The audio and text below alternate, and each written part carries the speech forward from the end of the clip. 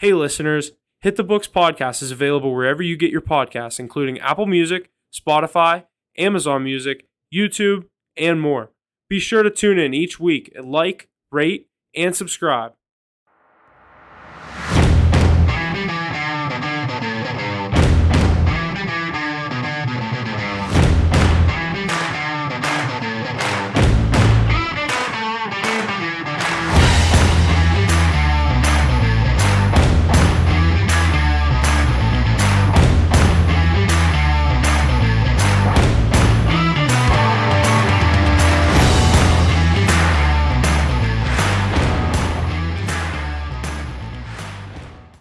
What's going on, everybody, and welcome back to Season 2, Episode 30 of Hit the Books, the podcast where we dive deep into the world of sports and sports gambling. Each episode, we break down bets and betting advice, whether you're a seasoned sports gambler or just getting started. Our goal is to provide you with the insights and knowledge you need to make informed decisions and come out ahead, so sit back, relax, and let's hit the books. This week, we're ready to review the first weekend of March Madness. Tons of upsets and busted brackets, but we move on. Some news in the NFL during their offseason, and we have an interview with Ben, another sports betting personality, podcaster, among other things. More on that and everything else coming up soon. Like I said, 30 episodes in the books for this season, so I've done this nearly 76 other times. So let's introduce my co-hosts here to join us this week. Most of the crew here in studio, Huff and Mackie in studio. Let's introduce Huff, Ace, and Mackie. Ace, what's happening? Coming in from Rhode Island. What's going on, buddy? How's it going, boys? Representing the East Coast today. All you guys up in Yinzertown, big Steel City fans out there. Mackie, I don't really know who he cheers for. He likes the Cowboys from New York. I don't know. Maybe he becomes a Steelers fan today. But, excited for another week of sports. Excited to get Ben in on here. And thank you to Huff and Mackie for helping me eat during the first round of that NCAA March Madness bracket. It's really paying off, so definitely tune in for our picks there, and in the NHL and NBA we'll be cooking as well.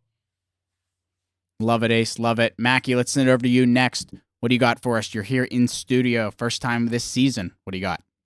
Yeah, it's nice to be all together when we're recording. It's always a different vibe here. Wish it could be all four of us, but Ace is a little far away. But first two rounds of March Madness went pretty well. Our records, what are we? 10-4, something like that. I actually don't know our record anymore on the actual tournament, but got ourselves back up to just under 18 and a half units, 121, 93, and 3 on the season. So do the math on what we're hitting at on that percentage, but been killing it in college basketball. I know we started 9 and 3, so and then had a 2-1 night on Sunday. So, but been killing the tournament. So other than that, not much going on with me, but Mackie, we'll hand things back over to you. I didn't mean to cut you off there. Yeah, right. No, that's all I really had to say. Just been paying a lot of attention to March Madness.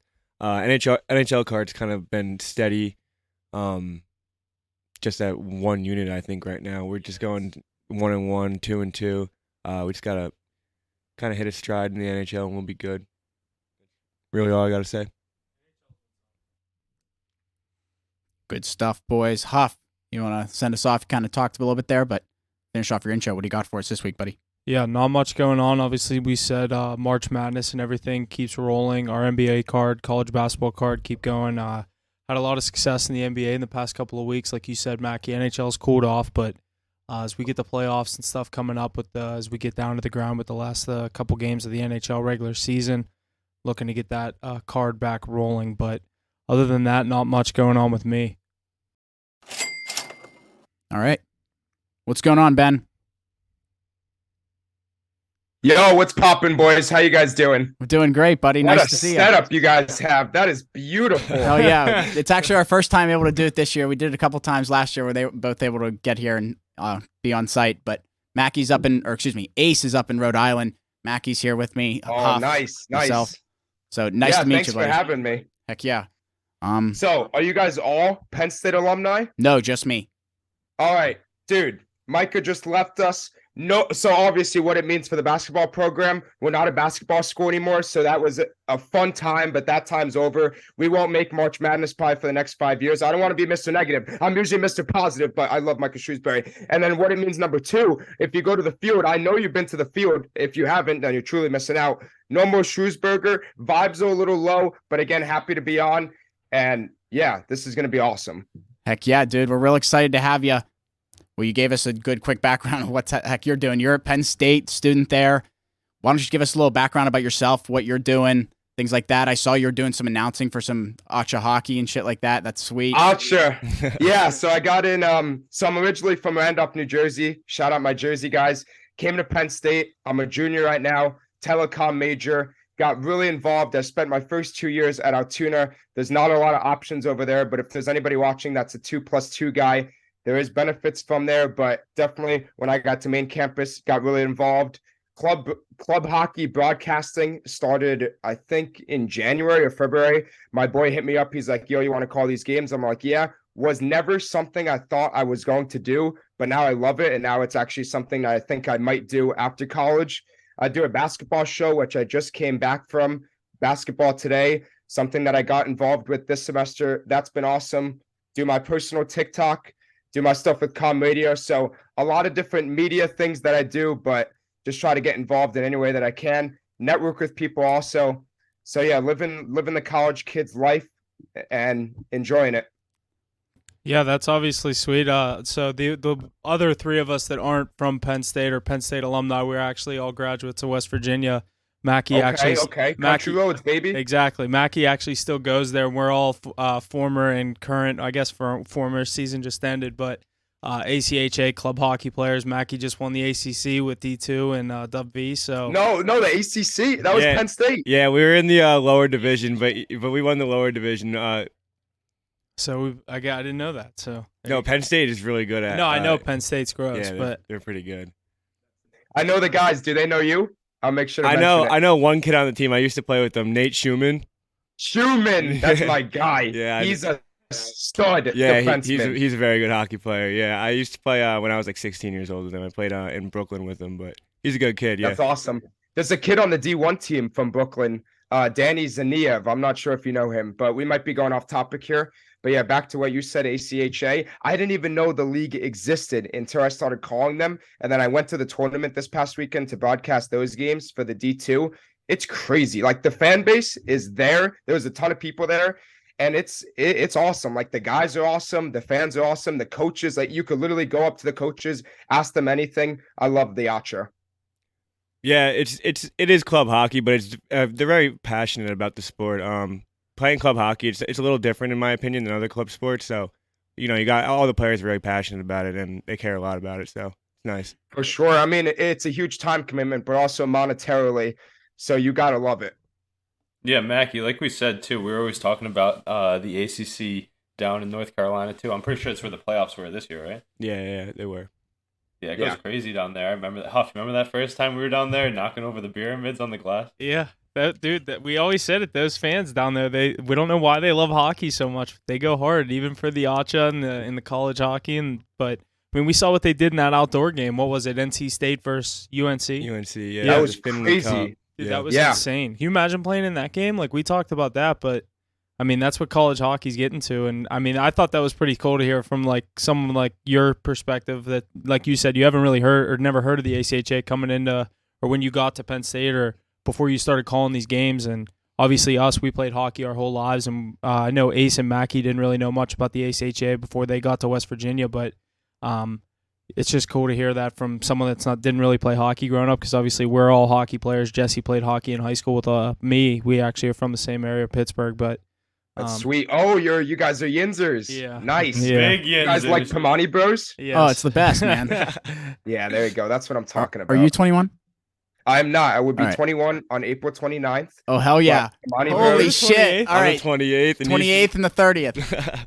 Wow. Holy smokes. That's fucking good. Just curious, because I always loved going up to the bars at Penn State. Man, I was there during COVID, so it was a mess for part of it, but when it wasn't, it was a blast. What's your favorite bar? I liked P-Man's. I had a good connection at Doggies that used to be the Ratskeller. which used to be like the hop in place, and just like they were supposed to all come up for the Ohio State Penn State game when I was away. It was fucking pouring down snow at Penn State, but I had a table there and we were watching the game and shit. But he got COVID. Were you there? No, I've actually never been at Penn State. Okay, well Every time. you were at Ohio State that weekend. Yeah, That's yeah. right. So that was a whole big ordeal. But back to what we were talking about. Mackie, you want to go off some NHL or something like that? Yeah. So we see you're a really big Devils fan. What do you think about all Yep. their recent acquisitions with Timo Meyer in that first line with Jesper Bratt and Jack Hughes, and how that line's really rolling right now? Well, it's something that they had to do, right? Like they got the studs, they got the young talent, but they really needed another one of those guys. They needed another superstar. Timo Meyer fits that mode perfectly. A huge guy. I think he's 6'2", 6'3", and he has 35 goals right now, somewhere around that. He's awesome. So Timo Meyer, getting him was beautiful. And he also Lindy Ruff can separate the lines. He could play Jesper with Nico and Jack with Timo. And also don't forget about Andre Palat. That acquisition in the summer was beautiful. And if you go back to the summer, I might be rambling here a little bit. I really wanted Johnny Gaudreau. 6 months later, Johnny Gaudreau is on the worst hockey team in the NHL. We got a guy, Andre Palat, who can basically play in the third line. No issues. A cheaper guy in Timo Meyer. It's beautiful. I'm a little worried about how they're playing right now. They're not as strong as they used to be, I guess, just a few weeks ago. Jack Hughes' production has gone down a little bit, but I'm still confident that they can beat the Rangers in the first round. And honestly, being a Devils fan, I've been a Devils fan since 2012. That's only 2 playoff seasons, 2012 and 2017, and that 17-18 season. So where they are right now, 5 points away from a playoff spot, is absolutely insane. And I've been loving every second of it. Yeah, with those Devils, do you think they still lack that playoff experience or veteran leadership? A lot of guys on that team, I know they have a lot of high skill, those top picks we've talked about all year, and then the addition of Meyer, but not a lot of guys who have raised a cup before. I know you have Palat. Yeah. But how do you feel going in against teams like the Hurricanes, and if you can make it further, the Bruins or the Lightning? See, veteran experience is a weird thing to me because everybody last year said that about the Rangers, and they went on and were 2 games away from going to the Stanley Cup. Obviously, the playoff hockey is different, but I think if you can get past that first round, then you get all the experience you need. So if the Devils can get past the first round, then this whole veteran experience, playoff experience thing, it won't be a conversation anymore. Yes, I guess I'm a little worried about it, but if they face the Rangers, they have playoff experience from last year, but I've seen the Devils beat the Rangers this season, and I still think they can beat them. The Hurricanes, you mentioned them. I don't really think they're that good, to be completely honest with you. They had a huge win last night over New York in the Garden. Massive win. It really changed my mind about them a little bit, but they still lack that elite goal scorer. I think that injury to Svechnikov is big, and we've seen it year after year with the Hurricanes. They can't win a road game. They just flop in the playoffs. But the Bruins in Tampa, Bruins President's Trophy curse, I think that's a real thing. They're still very scary. They got all the experience. And then Tampa, I don't know. I got a hot take for you guys about Tampa. I think the Maple Leafs are going to win the Stanley Cup. You might have been asking me that a little later. I think Tampa might struggle with the Maple Leafs in the first round. Crazy. I've been saying that all year. I don't think they win the Stanley Cup. I think the Leafs find a way to get out of the first round this year for sure. It has to happen. Mackie, It has to happen. Mackie, I feel so bad for Leafs fans. That Rangers game last night, I almost lied. Hurricanes. Oh my! 100. Yeah, you told me you were on the Hurricanes. Really? I thought that was a really bad play too, but Rangers found a way to blow it. I don't know. They just couldn't. They couldn't get that win. They needed that win at home. They play them on Thursday in Carolina, and it's always hard to play down there. But I don't know. They just they need to find the offense in games like that. They just they put up 13 goals in 2 games before, and then I guess they potted too, but you gotta find a way to win that game. I think. Yeah, I don't want to say it was a bad loss for the Rangers because ultimately in the standings, it doesn't really do anything. They're probably going to finish as the 3rd. Hurricanes are probably going to win the division. But if the Rangers and Hurricanes play in the playoffs again, that's a game you look back on that gives the Hurricanes a lot of confidence. Yeah, it's going to be an interesting run there. I just think that the Devils need to get that top seed in the Metro in order to have any playoff success with the young goaltending. And they can put the puck in the net, but playing at home, especially against the Hurricanes in the second round, even I'll say the Rangers in the first round if they end up being that 2 seed. I mean, playing on the road is a whole different animal, so I'm excited to see how the Devils handle it. Yeah, so am I. I hope I can get to at least 1 game, maybe 2, depending on college schedule and ticket prices. But again, it's been an awesome season so far. If you look back on my Instagram, one of like the previous videos, because I don't post on Instagram that much, is like when the Devils season first started, and I said that they were going to finish 7th in the Metro. So just them being in 2nd right now and in a playoff spot, I'm very happy with. But if they lose in the first round, I'm not going to say it's a failed season, but I'll be extremely disappointed, even though they did make the playoffs. So it's weird to, what's it called? Not adjustments, but expectations. I couldn't think of the word. Expectations change. So now I think the expectations now is definitely to get past the first round. Yeah, and especially in a loaded East, I mean, whoever you play in the first round, it's going to be a tough, probably 7-game series. But being a Rangers fan, I actually am pretty worried about playing the Devils in the first round, just because of the way that they've played us even this season. And your road record is like incredible. I think it's the best road record in the league. So just having that in the back of my head, just saying that they can win a game on the road. I'm definitely not comfortable playing you guys in the first round, but then again, there's not really a team in the East that I would really be comfortable playing. So should be a good series. The one team in my mind, if they make it, is the Penguins. It doesn't look like they're going to make it right now. I'm really afraid of the Islanders. As I said, I'm not too afraid of the Hurricanes. Bruins are going to make it past the first round, but yeah, that's surprising to hear a Rangers fan. My best friend is a Rangers fan, and he's not scared of the Devils at all, but I'm happy that you are. How can you not be? I mean, you guys have kind of manhandled us this season. They won 2 out of 3, right? Or 3 out of 4. I'm not quite sure. Yeah, something like that. But I just don't. I'm definitely not secure playing you guys in the first round series, especially when you guys have 4 out of 7 games at home. Yeah, and we'll see. They play each other right at the end of the regular season. I think it's April 16th. I don't know the exact date, but that game's going to be big. Yeah, I should definitely. Maybe it can mash up the standings a little, get a little interesting. Yeah. Mackie, if I were you, I would definitely be more worried about those Carolina Hurricanes. Huff and I have been saying it all year. We think that young Devils team, we think they're a few years away still from playoff success, but it'll be tough to see. The Meyer addition definitely helps. For sure, and Jesper Bratt's got to get a new contract. There's a few offseason moves that Fitzgerald has to make, but I think it all comes down to how Vitek Vanacek plays in the postseason. Rangers got Igor. All these other teams got their studs. Maybe the Maple Leafs have some questions there with their guy, and of course the Penguins if they make it. But do I really trust Vitek Vanacek? I have my doubts about him. But again, I think if the Devils and Rangers play, it's going to go 7. And I got the Devils, but I think it definitely goes 7. Every Devils fan I know has doubts about Vitek, but I don't know. He's had a really good season. I don't think there's any reason to have doubt except for the inexperience. But yeah, I'm definitely excited for this potential series. Yeah, it's going to be awesome.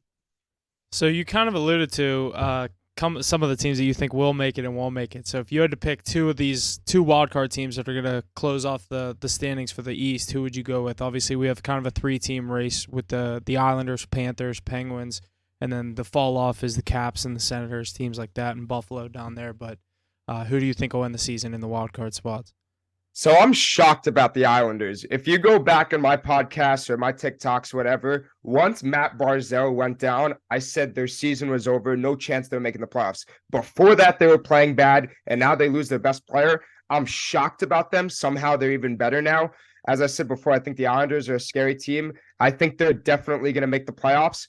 And I don't know. The Penguins are just so bad right now. They can't stop anything. Of course, they got Malkin. Of course, they got Crosby, Letang, and their veteran coaching staff. But I'm going to go with Florida. Florida's playing the best hockey right now. I could see the Capitals sneaking in there maybe, although I don't think they're that good. So I'm going to stick with how it is now. But I don't know.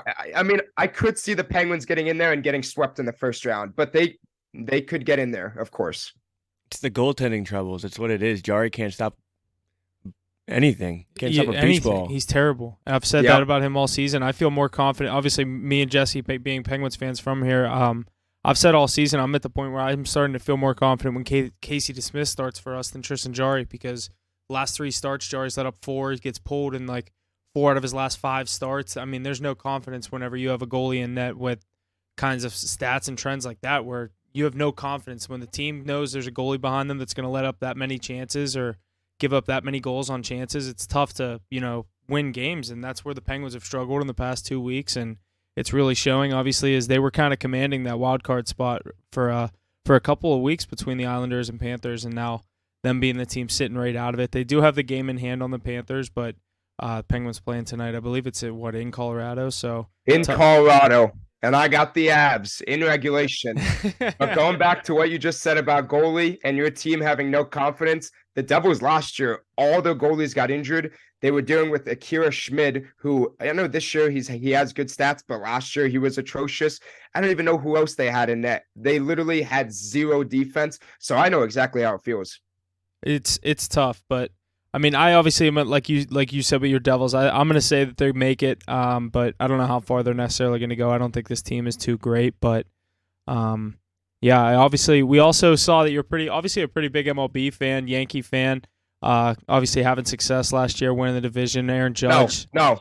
They didn't have success. Listen, I know you guys are from Pittsburgh. Your success is probably making the playoffs. With the Pirates, believe me, I don't even go there with baseball. Go ahead, but we don't even go there with baseball. If you talk to any Yankees fan, including myself, they did not have success last year. Getting swept in the American League Championship is not a successful season. Yes, they won the division, which is something they haven't done in a few years prior. Yes, obviously, they won a round against the Cleveland Guardians, more sweaty than it needed to be. But getting swept at home to a team that dominates you year after year, not a successful season. Yes, I'm sure if you guys would sign up to get swept in the American League wild card, but that was a terrible ending. But I'm still extremely excited about this season that starts in 8 days. So, yeah, I mean, not the best way to end, but they got Judge back. They got Carlos Rodon, who is on the shelf just like every other Yankee right now. The team looks good. They didn't make a lot of moves hitting-wise. They got Rizzo and Judge back. That's the only move. We'll see. I don't want to say I don't want to say I'm negative or I'm doubting the team. They're just injured right now, so I got to see.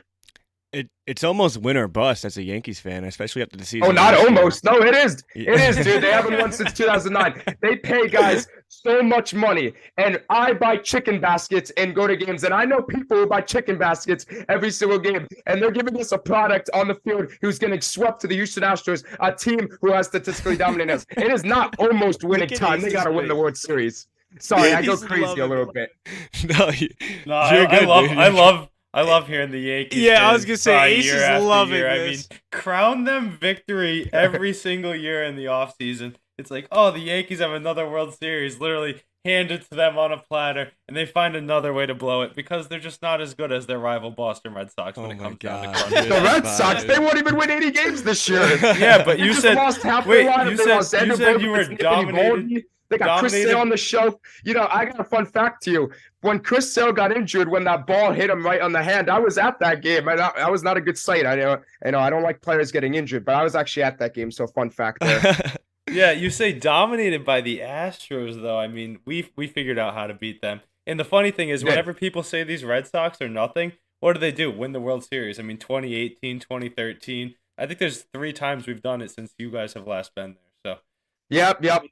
I'll say one thing about the Red Sox. This will probably make you smile. I would take Alex Cora as my manager every single day of the week. I think Alex Cora is one of the best managers in the MLB. You don't have to gas quit him hyping too him much. up. Go into his. And you know what else, though? He was a part of that 2004 team, best team in history. Dude. A bunch of idiots that came from behind and make me the Red Sox fan I am today. That was terrible. Thank God I was only 2 that year, so I didn't exactly know what was going on. That was terrible. Love to see the curse broken. You go back and watch it if you want. Dave Roberts, best name you can think of in Red Sox history right there. Dave Roberts. Mac, you know what he did? I don't even know who that is. He coaches the Dodgers, has a few World Series rings with them, actually. But just one. Yeah. He was the guy that stole the base in Game 4 against the Yankees to start the rally. Stole second base, and the Red Sox go on to walk it off and then win 3 straight after that. Well, 4 straight, I guess. That's what sparked the whole... Living in the past, huh? Oh, I mean, up till now, I mean, the Red Sox have won, 4 or 5 World Series in my lifetime? Hasn't been good. Red Sox, yeah. Listen, I don't think they're going to be good this year, but, I can't disagree with what you're saying. They're a winning team. It's a winning city, unfortunately. Celtics, Bruins, Red Sox. Unfortunately is right. Title town. Thank you. Love to hear it. Appreciate it.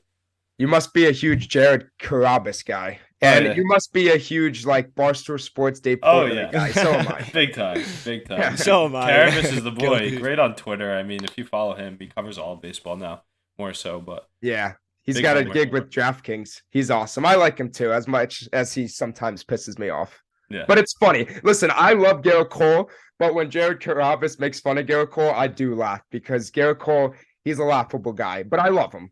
yeah. You can't beat those tweets where it's like, and Garrett Cole strikes out the side, and it's a home run by Rafael Devers. To start the game. Yeah, he also does the fat face Garrett Cole, which is, it is what it is. That's what happens when you sign with the evil empire. Obviously, Yeah, well, the Yankees, every single year I say Yankees are going to win the World Series. Garrett Cole is going to win the Cy Young. Maybe this will be the year. This could be. 8 days. 8 days.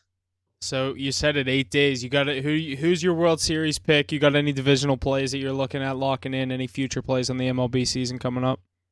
Oh, I haven't exactly looked at divisional plays, but besides from the Yankees winning the World Series, I won't be too biased. I'm still deathly afraid of the Astros. They're the favorite to win it all. They lost Justin Verlander. I don't think it's going to impact them one bit. Framber Valdez is going to go to that one spot. They got McCullers, who's probably going to be a little healthier this season, Luis Garcia, and of course their manager is unbelievable.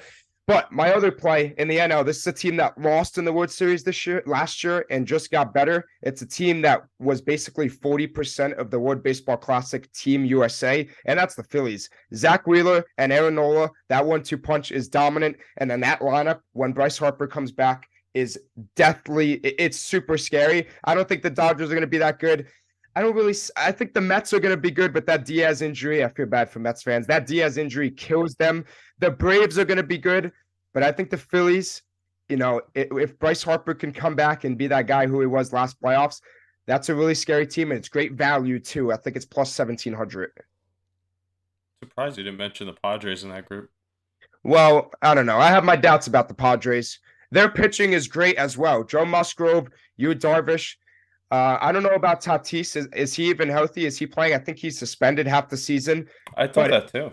But they got Xander Bogaerts, Manny Machado. I don't know. I still have my doubts about them. And I don't really watch them that much. I don't watch the Phillies that much either. But just based on time, I don't really watch the Dodgers and Padres at all. And something always seems to happen to them. They always have these talented rosters the past 2 seasons, but they don't really go anywhere. It'll be fun to watch for sure, though. I love catching those West Coast games late at night if you can. You see Dodgers, Padres, you got all the superstars. It's like a video game out there. Yeah, Dodgers, they don't really have the pitching anymore, but they still got Mookie Betts and Freddie Freeman. And yeah, like you said, but they lost their third baseman, Justin Turner. He's now a Red Sox, so we'll see how that affects them. Yeah, I mean, you said also kind of to get back to a little bit of college basketball, your Penn State Nittany Lions losing in the second round to Texas, giving them a good fight. You seem pretty passionate about them and pretty kind of knowing where the state of that program is with Penn State and how big of a game that was, and Shrewsbury moving on to Notre Dame. Who's your horse in the race now going into Sweet 16 Elite 8 weekend? Who do you think is going to come out on top of March Madness? I say this every single year, but let me preface this by saying this. If they win this game, there is no doubt in my mind that they will win. Gonzaga.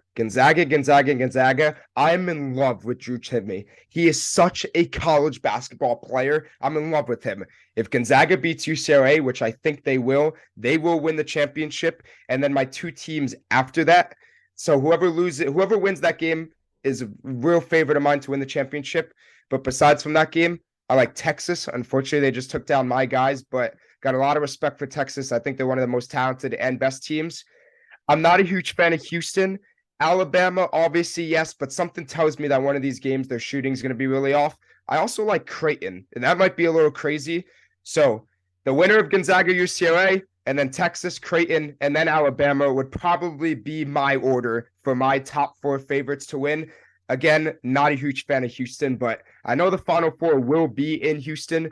So if they can get there, they're going to have a lot of fans there. But yeah, unfortunately, my Penn State Lions, the team that I root for here in State College, they had a fantastic season. I was at the game when they lost to Rutgers a week before the Big Ten tournament started. I thought it was over. And then they won in the Big Ten tournament. They dominated Such a fun season. Jalen Pickett, Andrew Funk. Oh my God, it was incredible. The unfortunate part is they probably will not have that type of success for the next 5 years. But yeah, going back to your original question, Gonzaga. That game against I was gonna Rutgers say we gotta say something about this game. was the second I gave up on Penn State basketball, and it actually came to bite me. Oh, it was like the 5th time this season I gave up on Penn State basketball. They either won those close games and then they took it at the end, or they couldn't make a shot in the last minute. That was terrible. Like the 19-point lead in a must-win game. My friends and I almost cried in the car. Yeah, I mean, but that run that they went on in the Big Ten tournament. tournament. I luckily hopped back on them. You were I did so not. sold off I them. was I so didn't even sold start off of sending I stopped even sending them in the plays. I was just taking them because I knew you were so against them. And then every March Madness game, you were taking every team against them. A&M, Texas. Yeah, I'm like. No, I was riding them. Obviously, there's strong. I was bias riding them there, through the tournaments. but I knew they were a veteran team, and I just loved how they finished their regular season. I had a strong feeling they were going to beat Northwestern. What was the order of their games? It was like Illinois, Northwestern, and then Indiana. Yeah, I had a really strong feeling against Illinois, strong feeling against Northwestern. The Indiana game, I had a good feeling it wasn't as strong as the previous two. And then the Purdue one, I had a good feeling they were going to cover, but I didn't think they were going to win, which is exactly what happened. But they almost won. Could you imagine right now if we were talking about Purdue losing in the Big Ten championship to Penn State and then losing in the first round? The coach would be fired. Yeah, I don't know if they would have lost in the first round if they lost to Penn State in the Big Ten championship, but that would be something crazy. You're right. They probably would have gotten the 2 seed.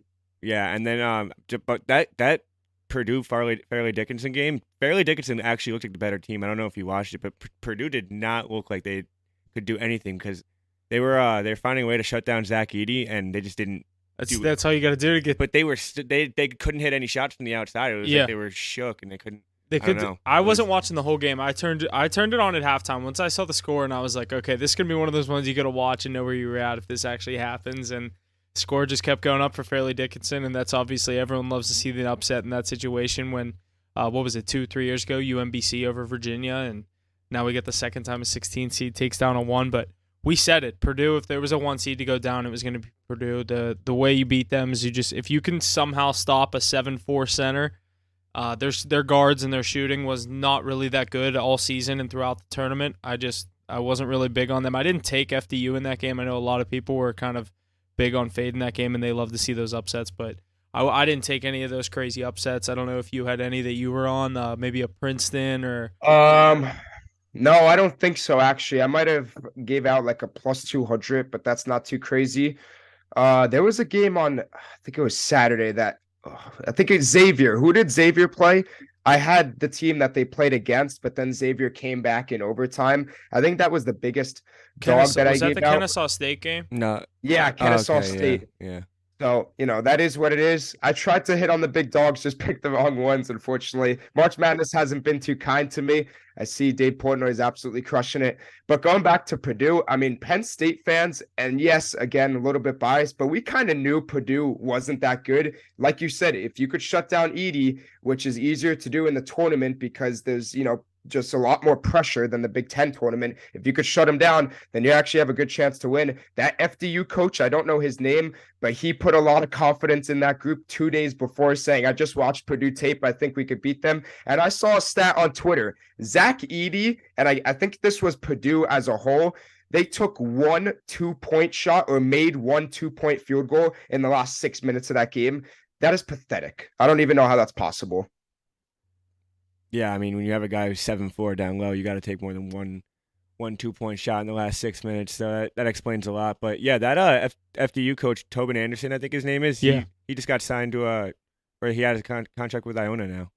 Yeah, that's awesome. Good for him. And Rick Pitino from Iona to St. John's, big for my New York friend. Well, actually, don't really have a lot of New York friends, but good for the New York market there in St. John's. Hopefully, he can revive that program.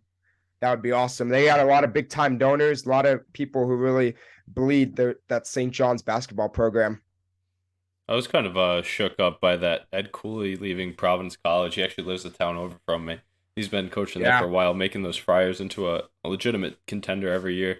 They knocked some people off here and there in March Madness, but he's going down, I think, Georgetown. That was pretty crazy to see as well. Yeah, Yeah, it Lee's was a crazy. rival. He put his house on the block like in a second. John Rothstein was on that. That was hilarious. I just saw a picture right before I joined this. Ed Cooley had a meeting. Listen to this, guys. I think this is the weirdest thing ever. He supervised a meeting, or he set up a meeting with every single Georgetown coach. There's 30 different teams. Not sure if that includes the basketball team, but he literally had a meeting with every one of them. They were standing in a gym and he was speaking to them.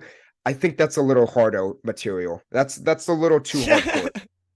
Yeah, that's a little weird. Yeah, That I is did not very hear, I weird. didn't hear that, but yeah, I don't know if that's my coaching style, but to each their own on that one. But I'd probably just send a text and yeah, see them in the dining hall or something. yeah. See you guys around. Yeah. But anyway, Ed Cooley, now that Providence program, they didn't get did they get their new coach? I don't think so. Yeah, they did No, name they their guy Kim English, I think, something like that. Oh. The former George Mason head coach. I saw that today, so Okay. they did fill that spot. Yeah, we'll see where that goes. They were a good team this year and last year. So I don't Yeah. know. I don't really follow the Big East that much, but they were definitely a good team. Yeah. I think that's it. If you got anything for us, maybe Who do you guys follow in football? I'm pretty much Pittsburgh based and everything. The NBA, I'm kind of Pittsburgh. all over the place. So Steelers, Penguins, The Pirates. Patriots. I'm a Cowboys yeah. fan. Well, let me ask you a question. What's your name again? Alex. Alex. Do you think if the Jets get Aaron Rodgers, that the Patriots are still going to dominate them? Do you remember when the Jets got Brett Favre? I knew you were going to bring that up. Yes, I do. And it was terrible. History repeats itself is all I'm going to say. But I like with the hoodie at the helm. The Patriots actually held Aaron Rodgers in check in his home stadium last year with Billy Zapp at quarterback. Bailey Zapp, I know I call him Billy Zapp because he's Mr. Irrelevant. Not the actual Mr. Irrelevant. Don't I hear you, disrespect yep. Brock Purdy. But yeah, I'm not too worried about those Jets still. Even with Aaron Rodgers, I mean, I just think this is more of a move for him to stay in the media than for him as a football player. So I don't know. I know Brady and Stafford had success late in their career going to a new team. I just don't see it happening right away with the Jets. Well, listen, when the Jets get Aaron Rodgers, when it becomes official, I think it'll become official soon. At least I hope so. And then when they beat the Patriots for the first time in, I believe, 14 games, I will make sure to hit up your phone number and rub it into you. And then you could just like send banners to me or something because I really got nothing else to say besides then. But guys, what plays do you have tonight? I gave out my play, Avalanche and regulation. You guys get any winners? I need to write it down. See, 99% of the time we have like 5 plays ready or something. But Yeah, we actually haven't looked at anything so far tonight. It was just with only 2 games in the NHL tonight. It was tough. Do you guys look at NBA much at all? So I mentioned I do that NBA talk show, but Yeah. I don't watch any NBA and I don't really know anything about it. I just say whatever the hell is on my mind. Cool. I love like that. how you supposed to do it? I like that a lot. Yeah, the NHL tonight. We usually don't go against our home teams too much. Especially the Penguins right now. They're not playing too hot, so we wouldn't lean that way. I know that I lean on the Avs, but more so the over. We've been taking that with Jerry's struggles lately. The Smith not being I like that too. under as well. I like that too. And the Avs can score. They've been banged up all season long, but they still got McKinnon, Nichushkin, Kale McCarr. I'm not sure if he's gonna play tonight, but we all know they still got talent. And then what about any UFC plays? You guys look at the UFC lineup? We're trying to get more into UFC. What do you got for us? Well, this one's not mine, but you guys know Matt Tanner? No. I don't You think can so. look him up on Twitter and TikTok. Okay. He has Marlon Cheeto Vera for 4 units. So I'm gonna steal that play for myself. I'm not gonna say it's a winner. I haven't read anything about it, but I trust him. So Marlon Vera, I think it's plus 145. Wow, plus. But yeah, that's really all I got. I hope the Yankees can have a successful year. Thank you once again for having me on. And if any of you guys want to come on my show, feel free. Just hit me up. Yeah, it was a blast. Ben Wasserman, thank you for coming on, sir. Great to have you. Check out Ben on Instagram, Twitter, all his shows on Twitter, TikTok, and all that jazz. Good to hear from you, Ben. We're hoping to have you back on again soon. I assume one of these guys are definitely going to want to come on your show for sure. All right, sounds awesome, guys. Be well. Same to you, Ben. Nice to see you. Thanks for coming Thanks. on, man. Thanks for Really coming on. appreciate it. Nice to You meet got you. it. Yep, you too.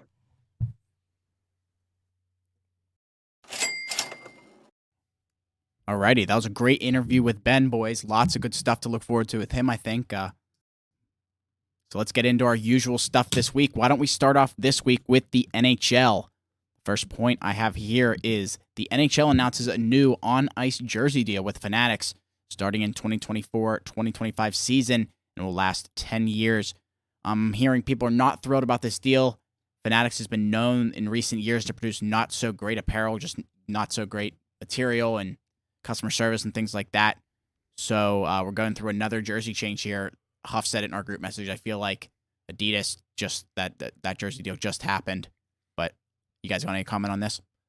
I was surprised to see this. I mean, I obviously said it. I felt like the Adidas thing just happened, and I'm just waiting for the NHL to stop fucking around until they just go to Nike like everyone else. But we'll wait and see until that happens, because we see these international jerseys, and when they wear the Nike, they look so much nicer, in my opinion. But I mean, we'll see how these Fanatics jerseys look. When the Adidas ones came out, they obviously looked kind of weird with what they did with like the around the neck thing, but they obviously ended up looking pretty sweet on the ice. So I think they'll make it work, but really comes down to what the players say, I guess. I don't know why the NHL changes their jerseys so often. You're right, Huff. It's like every year it's something different. CCM, Reebok, Bauer, Nike, Adidas. They like, need to just come on. do Nike for like 10 years, like the NFL just did. Yeah, and stick with it. Fanatics, I mean, why not try them, I guess? I've seen a lot of flack about it on Twitter. People aren't looking forward to it. They think it's going to be high prices and poor quality, but hope for the best. I mean, NHL jerseys are some of the best in all of sports, so hard to screw up. Yeah, we'll see. I'm very curious about that one. Looking forward to that. The next point I got here in the NHL is that the Colorado Avalanche extend their coach's contract, Jared Bednar, to a 3-year extension. He's expected to be just shy of $5 million a year.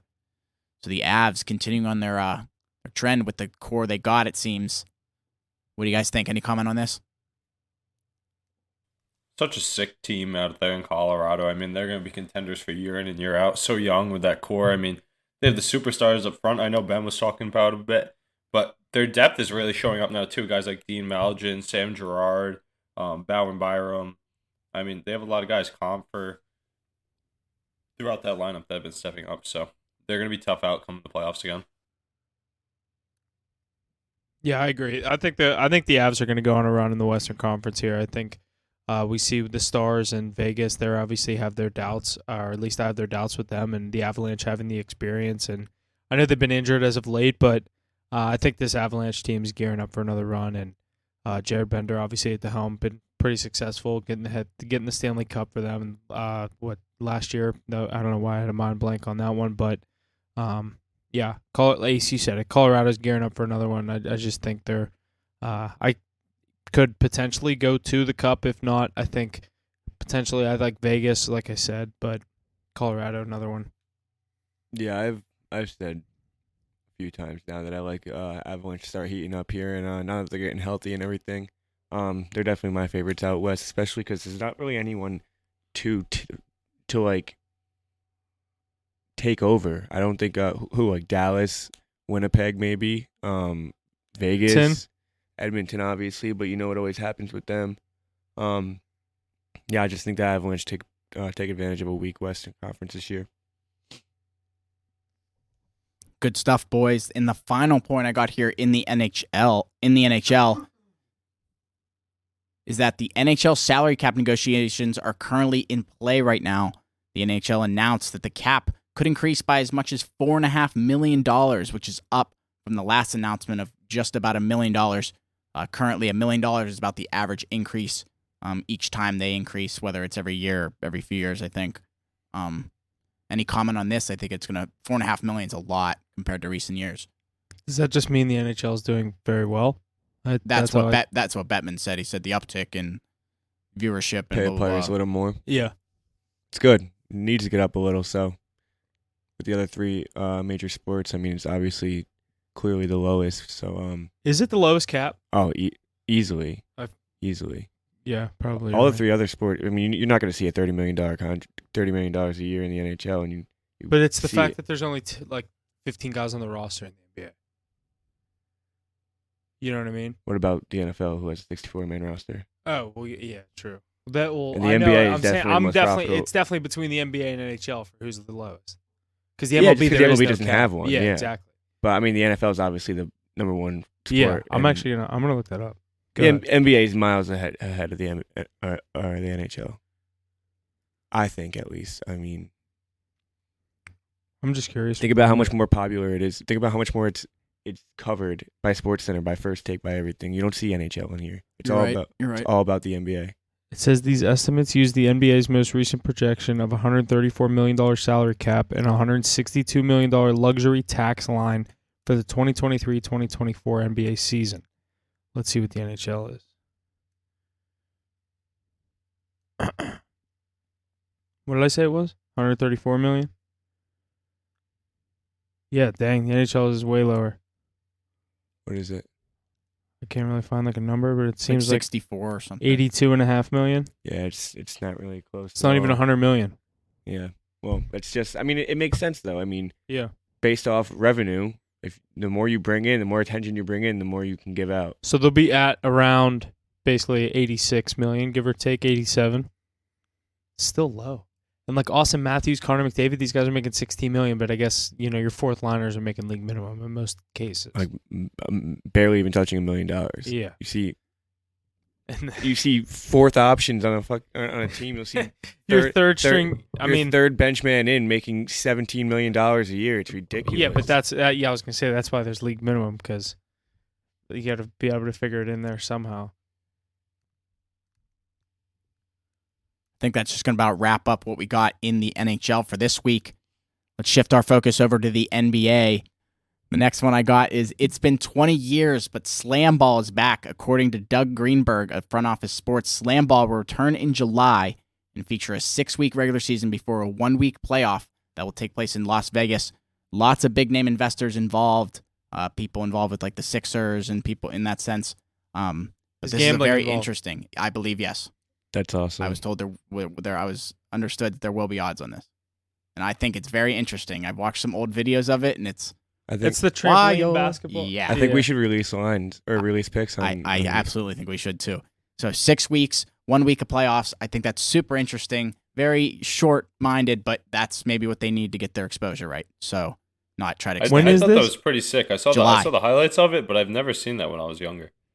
It's been 20 years, so we would have been, squats. This is way cooler than the XFL. That's all I'm saying. Big time. Yeah, but it's that's what I'm like saying. less Hopefully it's a realistic. little bit better. Like it's less of a that's real fine. sport. It's more like a game.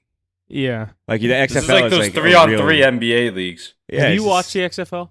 What? Have you watched the XFL? I'm flipping through channels, but I've never Yeah. watched it. Like, you can't name anyone other than like Josh Gordon, Ben DiNucci. Fun fact: I think it was Ben DiNucci. He's the only quarterback that's been benched in like the CFL, the NFL, XFL. yeah. But now he's a starter again, and they're good.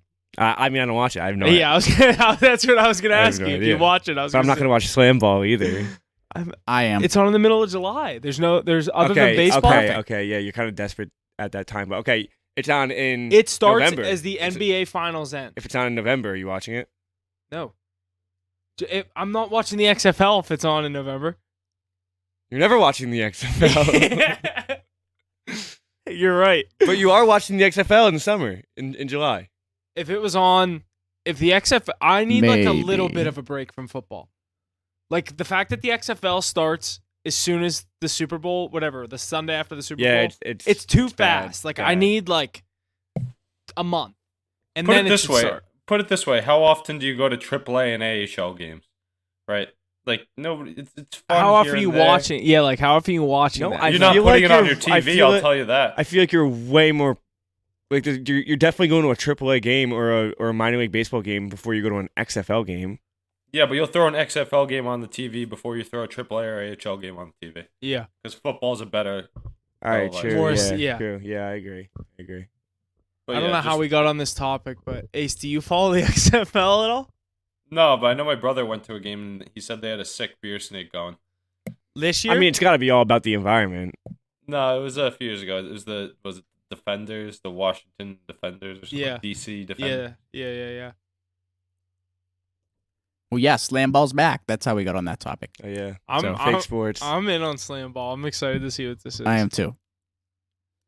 All right, that's it for the NBA. Let's go over to the NFL. We got some signings and different additions and things to cover. The first one I have is the Detroit Lions continue to make additions, signing cornerback C.J. Gardner-Johnson to a 1-year, $8 million deal.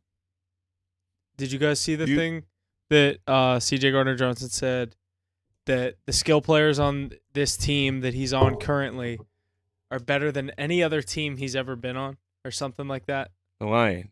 Yeah. Interesting. I mean, you gotta have confidence going in. Yeah, I guess. I'm gonna try to Gotta find the exact quote, gas but it up going in. But I'm I interested think to. same thing. The Lions just keep adding dudes, and it's getting kind of. I think the Lions are gearing up for a big name free agent quarterback, unless they have faith in No, Jared they have Goff. faith in Jared Goff. I think they do. They Jared really Goff do. is good. I don't like to hate that. And he's young, and the way he plays, he can play at that position forever. He's a pocket passer who will only get better as the years go on with his mind. But they're loading up, and so are the Bears, and then we're going to get all excited for either of them to take over the NFC North, and it's going to be just a battle between the Vikings and the Packers, like it always is. It's tough to say, but I do What think you think? You think that the Bears- Lions won't be up for the division this year? No, I want to say the Bears and Lions are going to be duking it out with all the firepower and the hype around them, and like they're exciting last season. But the way they sputtered out at the end was pretty embarrassing. And I know that there's no Aaron Rodgers, and the Vikings have lost some pieces, but I just feel like the Packers and Lions are still a year or two away, and it's going to be same old, same old. I mean, that Vikings team still has so much talent. Oh, I completely disagree. I think the Lions are going to win that division this year, and I think the Vikings will be right there, and I don't think it'll be easy, but it's definitely a race between the Lions and Vikings, in my opinion. I don't think the Packers are going to be anything. The Packers' defense and their run game is really good, though. It'll be interesting. I mean, I hope you're right. I would like to see the Lions win the division, but they're the Lions, and every time we have any hope, they seem to crush it in our palms like the Cleveland Browns. So, I'll still have to see. Who do you think had a better offseason, though, the Bears or the Lions so far? Bears. They're just getting draft picks. Draft picks Yeah, are more I guess pleasing. you could say the I'll take Bears, draft but the All right, let's go over it real quick. The Bears Lions added moves, the Bears added all those picks. They added the receiver on the outside, DJ Moore. They added Donta Foreman. They added Tremaine Edmonds, and they added some other pieces of their defense. The Lions lost Jamal Williams, but they added David believe, Montgomery from the David Bears. Montgomery. Did they ever add a receiver? No. They added defense. They added a lot to their secondary. I know that. CJ. Yep. They added another guy, yeah, a it's huge. corner. I think a corner from Emmanuel Mosley, maybe. Cam Sutton from the Steelers. Yeah. So they did get a They've added lot. receiver. No, he's a corner. I'm thinking Cam of Sutton. Cortland Sutton. No. Sorry. Yeah, so that's a tough call. I'm gonna go with the Bears though here, but the Lions were a better team from the start.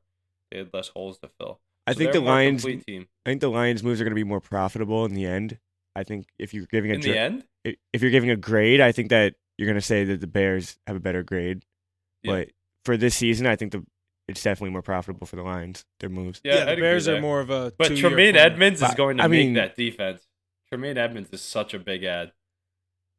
I And wanted him DJ so Moore, bad.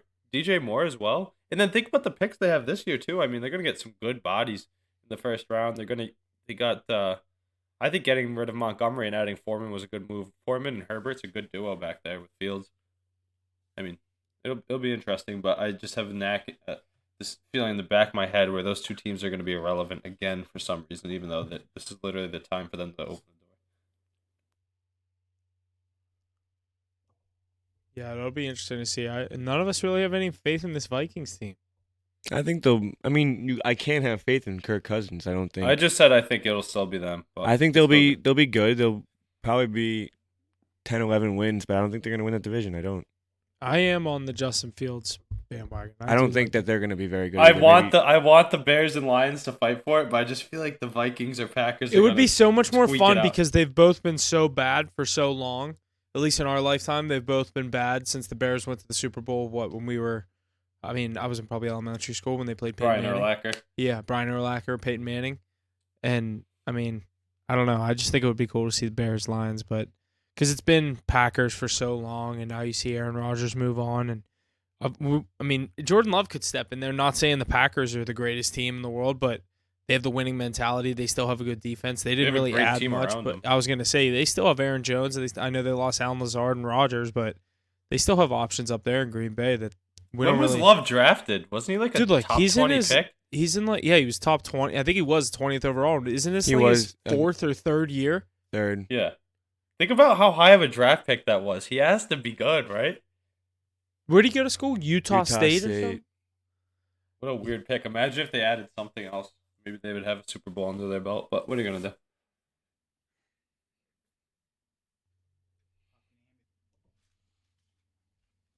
Good stuff on that one, boys. I got another point here in the NFL. Darius Slay and the Philadelphia Eagles have agreed on terms on a 2-year contract extension. There were talks about Slay moving on from Philadelphia, but the sides were able to get a deal done to keep Slay as an Eagle. Any comment on this? Next up, 2-time Super Bowl champion wide receiver Cole Hardman has reached an agreement to join the New York Jets. Overrated. Yeah, I was just talking to my friends who are Jets fans about this, and they were like, "This team's so sick. They have so many options." I'm like, "Yeah, this is like a nice little depth piece, but he's really not that good." He's just a burner. He has big playability. He's a special teams player, honestly. Yeah, he's a specialist. You give him the end around the screen pass, and he breaks it really, really long. Or he's a punt return specialist. I think he's a Pro Bowler for his return skills. Yeah, so not a bad. Brian, what was the price tag on this signing again? Couldn't tell you. It didn't say when I put it in here. Yeah, that's what I was gonna say. Can't give up too much for him, but to knock off another point you probably have on the list, Jesse, I like the move that the Jets made by shipping out Elijah Moore for a pair of picks. I think they got 42 and 75. I mean, that's a haul for Elijah Moore. I know that he's got some skill and he's gonna be a good two over there, but Yeah, the Jets now have back-to-back picks in the second round with that the pick they got back from the Browns for that trade. I meant to say that to Ben earlier. I mean, great move by the Browns, but the thing is, what a move by the Jets. That's what I'm worried about is that youth they can keep building on the defense and the whole line with some high picks. Yeah, absolutely, and that'll, I guess, skip over our next point. Yeah, and the next one I got is Aces New England Patriots have signed former Penn State and Miami Dolphins tight end Mike Gesicki on a 1-year deal worth $9 million. With that, they've also signed running back James Robinson. Yeah, I mean, Corvette. We're going to be seeing some big numbers from Juju at the same price tag as Jacoby Myers, which is a slap in the face. But let's be real. Juju Smith-Schuster is a better wide receiver than Jacoby Myers. So if you're going to spend that money, might as well get him. I still think they need to make that move to make him an elite number 2 option. They're going to get D-Hop. And I bet you it's going to be similar to that deal that Brandon Cooks was involved with, where it's a 5th and a 6th for D-Hop when they originally were seeking a 2. So hopefully Bill Belichick can get that done and then make that Juju signing look even better. Because when you have Stevenson and Robinson, if you get D-Hop, Juju, and Parker and Thornton with Hunter Henry and Mike Gesicki, Mac Jones has the weapons he's been lacking so far. So way to be so far. Patriots still expecting a lot more. So I was excited to see going how to this say, pans yeah, out. all you need is a quarterback. And you guys are dude, I really like these pieces that you guys are adding, but you still have Mac Jones at quarterback. Like, this team does I don't look, think he's that bad. Dude, he's just... Think about Jalen Hurts coming into last year. He's in the same exact spot. They put weapons around him, and he went on to a Super Bowl career. Mac Jones is definitely not Jalen Hurts, and I think you know that. I mean, at the beginning of last year, people were very low on Jalen Hurts. They were pretty high on Mac Jones after a very solid rookie season. So I think with Matt Patricia, at the helm, you're going to catch a lot of heat. And he was injured throughout most of the year, sophomore slump. I believe in all of that. But obviously time will tell, and this is an important season for him. But they're putting the right pieces around him to make sure it's a thing.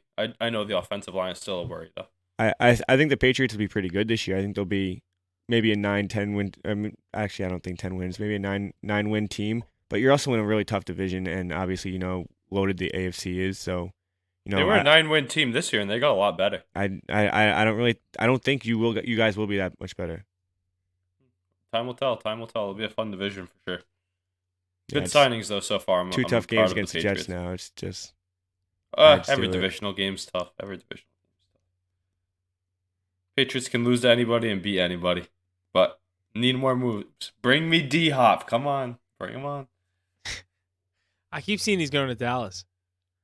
Yeah, I think they already filled their void with we Brandon just Cooks. got Brandon Cooks. I know. I don't. Who else? So what? CeeDee Lamb, Michael Gallup, Brandon Gallup. Cooks, Noah Brown, and then Ferguson the young guy they drafted too, the rookie receiver. I forget the other place I saw somewhere said or for D-Hop. Baltimore. Was it Baltimore? Yep. Yeah, no one wants to go there. They don't throw the ball. Like, no receivers go to Baltimore. Can't wait to see them sign Lamar on the cheap, but they have to. But I think this is really just helping them out in the long run with everybody not beating. But we'll see with that. With that, we got veteran wide receiver Adam Thielen has signed with the Carolina Panthers. What do you guys think about this one? Anything? Carolina kind of just keeps silently adding people.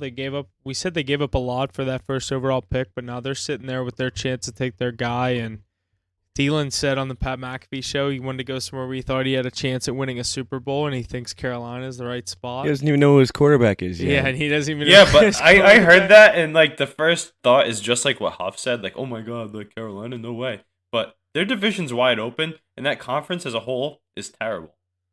I mean, anybody can get into the playoffs there. Anybody can win that division, and then you can get to the NFC Championship and punch your ticket. Their to the Super Bowl. favorite- You just their- gotta beat the Niners or the Eagles. They're supposedly going with C.J. Stroud, so we'll see. Yeah, I think that they can definitely make the playoffs. Obviously, in that weak division. But even if you get past that first that wild card round, you run into that Eagles team or even that Cowboys.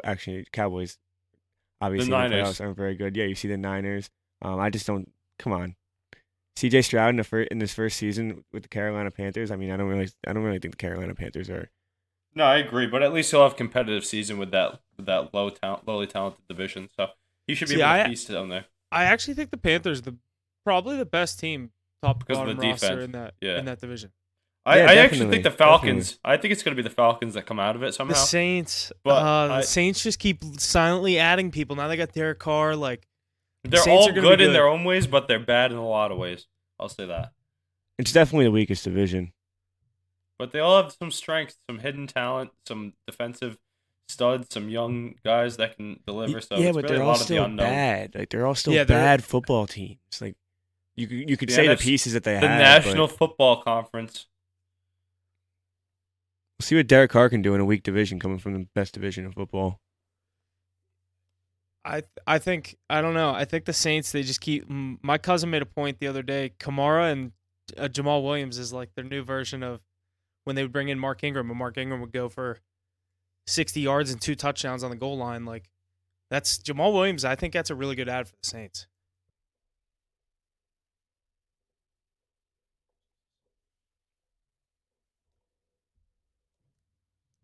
Alrighty, let's move on to our next one. The Tampa Bay Buccaneers informed running back Leonard Fournette on this past Friday that they would be releasing him.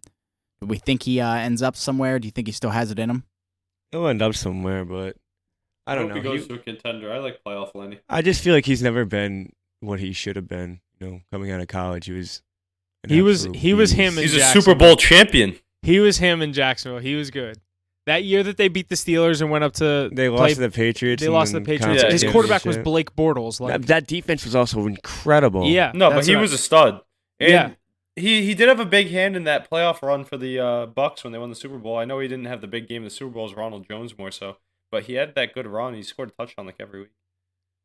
yeah. He's a good running back. I'm not taking Yeah, anything away from him, but yeah. he's not what he was supposed to be. His play style. He's either- gonna get signed after Ezekiel Elliott though. Yeah, definitely. Where do you think And your you know, boy you know Zeke's what I going? think? You know what I think about actually Fournette? couldn't even give you an educated guess. I don't know. I feel like Fournette is going to be one of those guys that gets signed midway through the season when someone gets injured.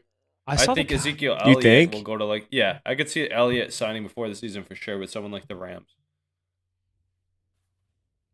Elliott will definitely be somewhere before the season starts. He'll definitely have a home. But I'm trying to think of where I could see Yeah, Zeke that's what go. I'm trying to think about it right Rams. now. Rams. Ravens. Denver. I would like that. No, they have Javonte. Javante and Javonte J.K. Williams Dobbins Zeke. and Javonte Williams are good running backs. I really think the Bills or the Rams are the two teams that are looking for one. I don't think it's a good fit in Buffalo. No, but the Rams with McVay and that division's pretty wide open too. The Bills seem so confident in that they just lost Singletary to I believe the Texans, but they seem very confident in what's his name? James Cook and Zach Moss. Yep. They seem pretty confident in that duo. I think they have Hines under contract still as well. Yeah.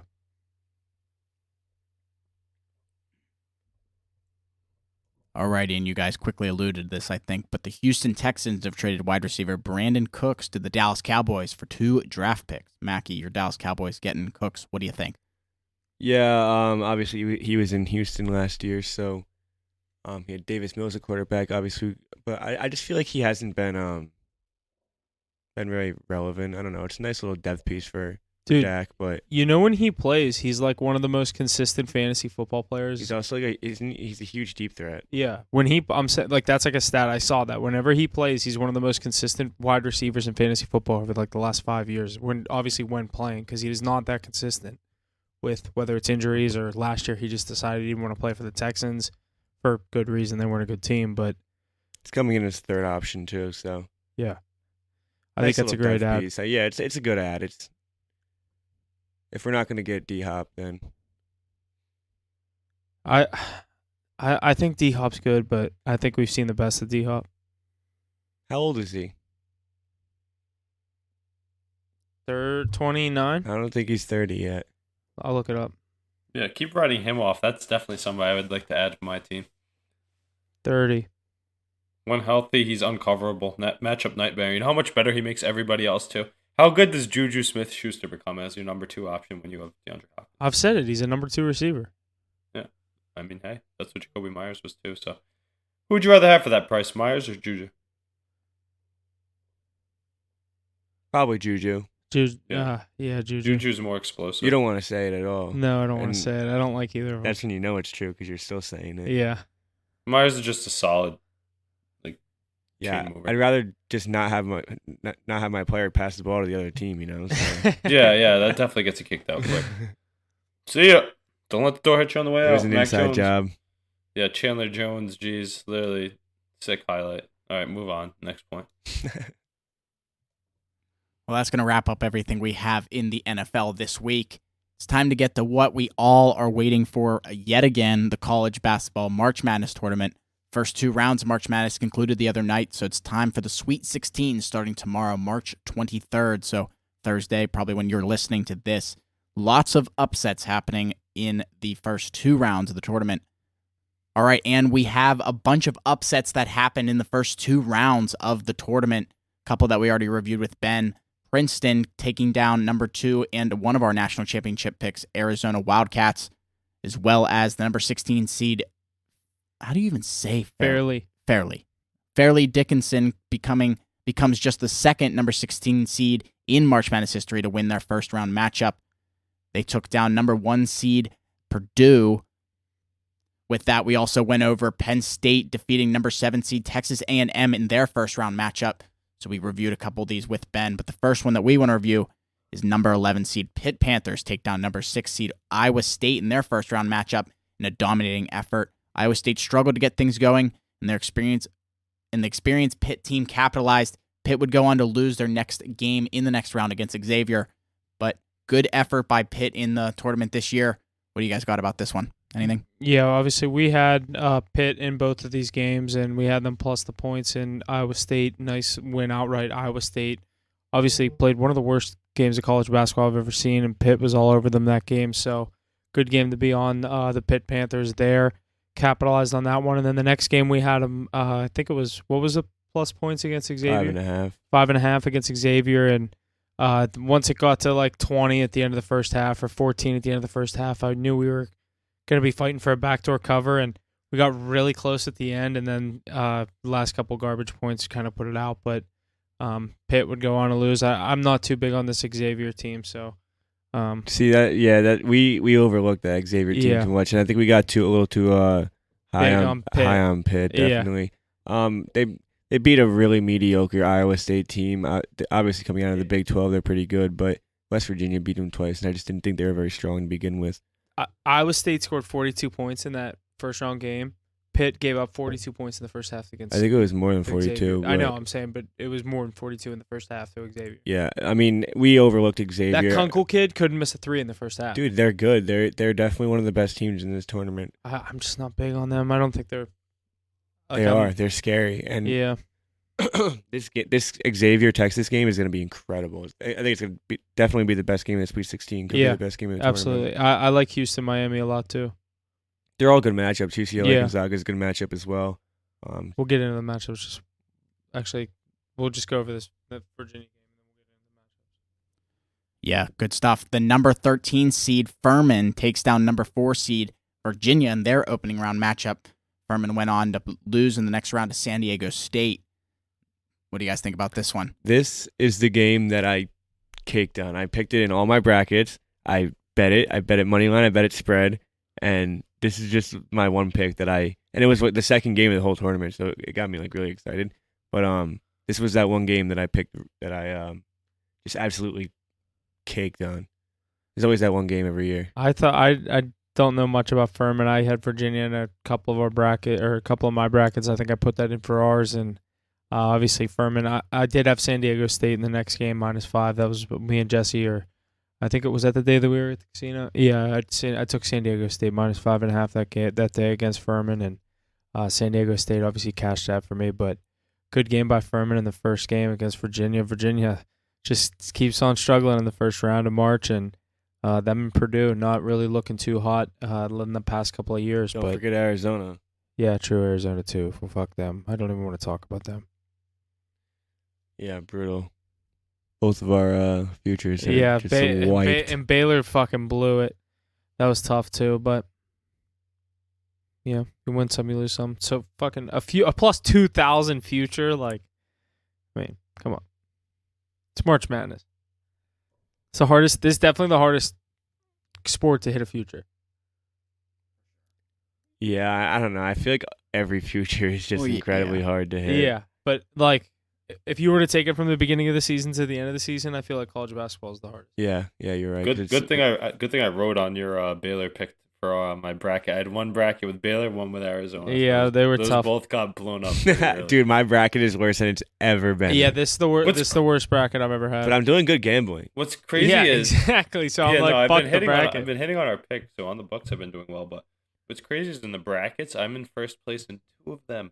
The 2 that I'm in, and my champion's already out though, so my potential points is not very good. Yeah, so your max points just very low. We did so well with the underdogs, but couldn't pick the studs. That's how it always is. Tough scene here in the first 2 rounds of March Madness, but Sweet 16 starting on Thursday. Some of these matchups, including, how do you guys want to go over these? Like, do you want me to just say them and then you talk about it, or do you want me to just run through them Just and say then? it. Put up on highlight the FanDuel. ones you think are. Oh, that you like. there's odds. Oh my god. And I feel like we should give I'm not used to this. a Final Four prediction. Yeah, just put it up on FanDuel. We can literally look at odds and talk odds right now. Already in the first matchup that we're going to review here for the Sweet 16 is Michigan State University versus Kansas State. Kansas State, the number 3 seed. Michigan State, the number 7 seed. Michigan State is favored in this matchup at 1.5 points. Their money line sitting at -126. Kansas State money line at +105, and the over/under sitting at 137.5. What do you guys think about this one? I've been big on this Kansas State team throughout this year, obviously from the Big 12, battle tested, but I'm going to go with Michigan State here. Tom Izzo and the Michigan State Spartans to get things done. I like the 1.5. I'm going to take the 7 seeds Michigan State Spartans here. I don't know how you're feeling on this one. I really like this play. Yeah, I'm definitely on Michigan State as well. Just Tom Izzo in March is just scary. He always finds a way to get it done. And this Kansas State team, I think it's just seen the end of its road. They had a very successful season. It's a very good team. That was a huge game against Kentucky. Kentucky just always finds a way to blow it, in my opinion. I think it was more Kentucky blowing that than Kansas State winning it. But I mean, from right now, if you could do a second chance bracket, Michigan State's my pick out of the East to go to the Final Four. The other games, Tennessee and Florida Atlantic. So I think the winner of this game goes exactly to the Final Four. Yeah, and I have Michigan State, so I really like that play. So definitely stay tuned to see if that ends up on the card. But that's probably one of my more favorite plays coming up. But we'll get into this next game here. All right, this next one I have is number 8 Arkansas versus number 4 UConn. UConn coming in as the favorite at 4.5 points in this matchup. Their money line sitting at -184. Arkansas money line at +152, and the over/under sitting at 139.5. This is the hardest region I think to come out of at this point in time. with UCLA and Gonzaga on the other side. I think both those teams are no one you want to see in an Elite Eight game. But I think UConn definitely has the edge here in this game. Arkansas, huge win against Kansas. Don't take anything away from them. But Bill Self was out, and in a game like that, when it comes down to it, 2-minute drill, you need your head coach. You're heavily successful head coach. Everyone knows how good of a coach Bill Self is, but I think that's what it came down to. Kansas, tough loss, but Arkansas, hard fought win. I think it comes their road ends here. UConn's just too dominant. That guy Sabato, whatever his name is. Yeah, Sabato, he's a down beast. low. He's a beast. You need Drew Timme is the only chance to stop him, I think, and I think that's what we're going to see in an Elite Eight game. I agree. But yeah, I like UConn in that game. I'm the same way. Do you like the 4.5? Because I think Arkansas has the ability to keep it close, and UConn, I mean, they've pulled away in their other two games. I think they're 2-0 against the spread in the tournament so far, but Arkansas hangs around, dude, and they're so well coached. What I mean. They're so well coached, but I don't know. Like in games like this, you see like you can get 6 free throws at the end of a game. Like it can be a 1-point game, and it can really end an 9-point game because you just keep fouling after you miss a 3 after 3. So 4.5-point spread here is really sketchy. This could be a good game to take that minus 180 money line and put it in a nice 2-legger if you have another play you like. I do see value in them just winning the game, but the 4.5 could be tough. 4.5 scares me, and I don't like it on the other side because of free throws. Exactly. So I think just take the UConn money line here and find something else to put it with. Solid stuff there, boys. Another Thursday night matchup. Florida Atlantic, number 9, coming in to play Tennessee at number 4. Tennessee is the favorite here at 4.5 points. Their money line sitting at minus 235. Florida Atlantic's money line sitting at plus 190, and the over/under sitting at 129.5. Speaking of a nice little 2-legger, I think this is a perfect ad. Florida Atlantic is a good team. They've been playing pretty well. They had a nice win against Memphis. Nice little shot hit with 2 seconds left, I think. Mm-hmm. Memphis just didn't have enough time to go down court and get a bucket. And then they come in again. Tennessee comes in against Duke and shuts them up. I think it was 91% of the country was on Duke. Tennessee, they silenced me and they've silenced the country, I think. And I think that they'll definitely get past this Florida Atlantic team. I don't know how you're feeling about it, but I think a nice little 2-legger with UConn and Tennessee could definitely be. Yeah, I like that. I think Tennessee, they were injured towards the end of the season. I think Ziegler was his name that went down for them, but that Vescovi, that big white dude, I like him for Tennessee. And the shooters, man. Yeah, I think Tennessee's the team that moves on here. That could be a nice play. Let me see what odds are on that. I'm not high on Florida Atlantic. I'm not. That's a nice plus 122 legger. That could be a play. Got a nice 16 seed in the round of 32.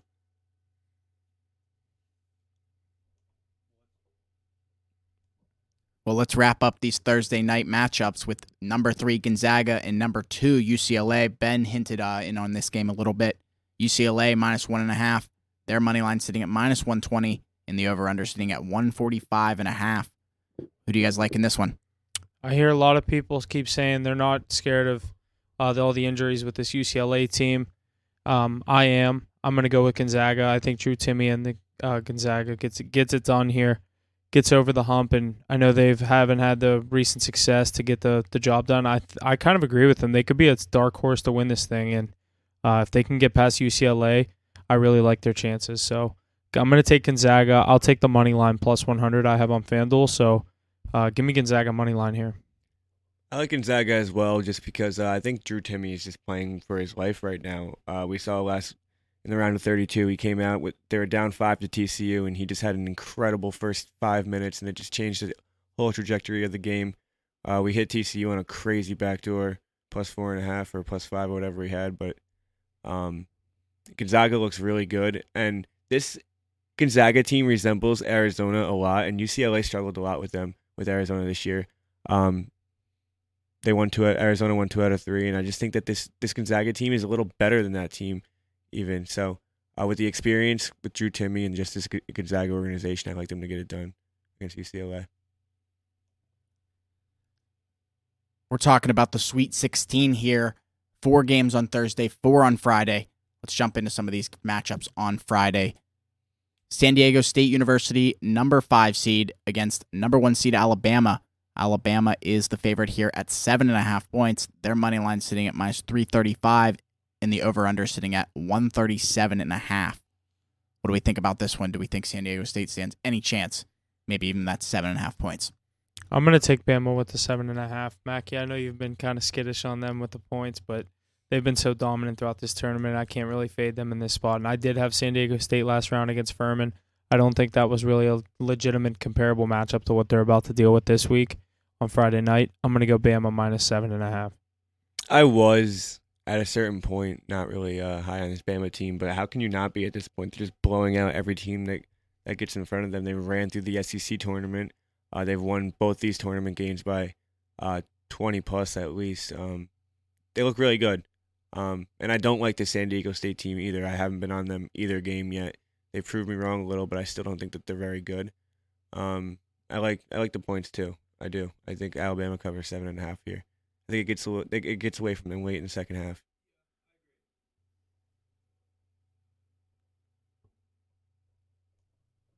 Alrighty, the next one I have here is number 5, Miami, Florida versus number 1, Houston. Another 7.5 point spread for Houston. Their money line sitting at minus 315, and the over/under sitting at 138.5.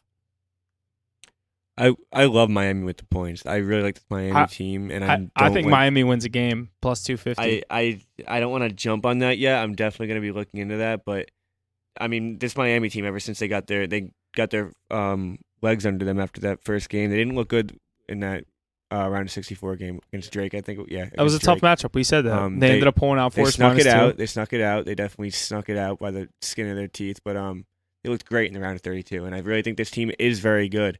And this Houston team, we've seen them struggle. They lost to Memphis in the AAC championship game. They don't play the competition that these teams play all season. So, this team can come out a little slow, maybe not know what they're dealing with right away. And I really think Miami's good enough to hold on to this and beat this Houston team. Yeah, I love the points. I will probably take the money line too. That 250 money line, I think that's a little disrespectful for Miami. Kind of Nigel Pack, sketchy, dude, to be Wong, honest. I know it is, but Wong is a dog. Yeah, dude, he's in foul trouble though. I know, but I, if they win this game and I don't take this money line, I'm gonna say you literally missed out on. You know what I mean? If you're Houston, okay with losing money on this, game. Yeah. If this is a trap, I'm falling in it. That's fine, because I really don't. I'm not sold on this Houston team anymore. They've I've been all over with them. Usually when I'm on their games, I'm on the wrong side, but I'm going to go Miami here. This next game, this line is weird. I don't know what I think about this game because this has had a lot of movement. I don't know if you saw this when it first opened up, but Jesse, go ahead. This is very interesting. Yeah, number 6 Creighton and number 15 Princeton. Creighton is the favorite, 9.5 points. Their money line sitting at minus 520, and the over/under sitting at 138.5. What's the reason for that? That's a pretty high spread. I don't know. I saw even lower. I think this opened up at. I'm trying to find the number. It opened up at. Mackie, I don't know if you want to give your take on this game, but. Yeah, I don't know. I can't really. I like this Princeton team. I took them money line and I took them spread last in the round of 32. I just wasn't really high on Missouri. I think I didn't like them in that game. But this team can shoot and they're hot right now. So I don't know. I'm definitely too scared to take them. But I do like this Creighton team. I think they're rolling right now, coming off a huge win against obviously your national champion Baylor Bears. The Baylor Bears, obviously one of the better teams in the country. Creighton's definitely scary. They have what's their big guy's name? I'm blanking on his name. They always have the white guy. Yeah, the big white guy. Yeah, I don't know his name. You know who you're talking about, the lengthy guy. Yeah. I forget his name, but that Creighton team is good, and they have shooters on that team as well. I know a lot of people that have been high on them from the beginning of the season. I didn't really see it until we got here, but they are really good. I really like that team. I wish this line was like 6.5, and I'd take Creighton, but I don't know if I like it enough to take Princeton plus 9.5. I don't think Princeton wins this game. Yeah, no. This is probably one of the ones I'll be staying away from this weekend. Yeah, very interesting matchup there. Biggest spread of this weekend. The next matchup I have, the last matchup of the Sweet 16 on Friday night. Number 3, Xavier versus number 2, Texas. Texas is the favorite here at 4.5 points.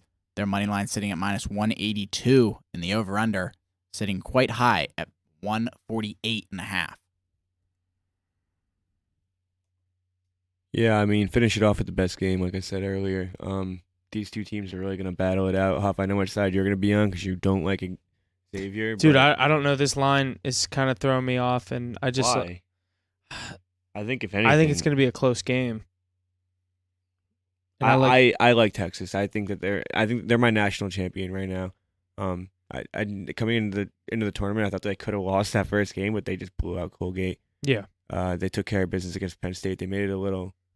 They had a close at the scary end. against They were a Penn little State. scary at the end, but they were in control for 99% of that. I like this Texas team. I think they win this game. Yeah, I like Texas here. I don't know why I'm so kind of on the fence about it. I think you talked me into Xavier a little bit, and Dude, they're good. They're very good. Don't overlook them. yeah, that's the thing. This will be a game time decision, but I definitely lean on Texas. I think the 4.5. It'll be interesting to see which way this line moves. If we can get some extra points for Xavier, but if this goes deeper for Texas, I don't know. It'll be interesting to see which way this goes. I don't think we see a scenario where it gets deeper. What's that, 4.5 right Yeah. now? I don't think we see 5.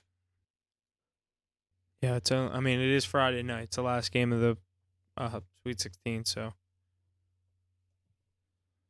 Yes, the Sweet 16 happening this Thursday and Friday. The Elite 8 following that. We got lots more college basketball to cover when we come back next week. But I think that's just about all we got on the docket this week. You guys got anything else to add? No, I think that's going to do it. Definitely thanks for listening, per usual. Definitely like, subscribe, follow wherever you get your social media content at. Special shout out to Ben, our boy Ben, for coming on and first big time special guest, and definitely looking forward to doing some work with him and getting a couple collabs picks in with him in the future. So stay tuned with what's going on there. Jesse, I'll hand things back off to you, but other than that, not much. See you guys next week. Good stuff from me. Ace, Mackie, you guys got anything else to add? Yeah, that was another great episode, another great week of sports in the books. Excited for these picks from Mackie and Hoff to come out. So I have some college basketball to bet on. They just gave you some great insight there. So know those numbers will stay elite. And you have my word that by the next time we meet next week, this NHL card will be picking it up, just sitting around 1 unit right now. So we'll look to be getting that back towards the double digits in NBA as well. So let's stay tuned and we'll keep eating. Absolutely. Definitely agree, Ace. We're definitely gonna pick it up in the NHL. Coming up with a big week. That's all for me. Yeah, just looking forward to this round of 16, Sweet 16, and the Elite 8. So Yeah, big weekend of college basketball coming up. Stay tuned to the social media for all the cards. Light NHL and NBA night tonight, so looking to get those back rolling throughout the weekend, like Ace said. And but that's gonna do it. Thanks for listening. Like I said, we'll see you guys next week. And that's going to do it for us on this episode of Hit the Books. Thank you to everyone who tunes in each and every week. Without you, we wouldn't be able to do what we do here. So please like, share, and subscribe wherever you can. And don't forget to check us out on Facebook, Instagram, and Twitter for our plays each and every night in the NHL, NFL, MLB, NBA, college basketball, and college football. Thank you again, and see you next week.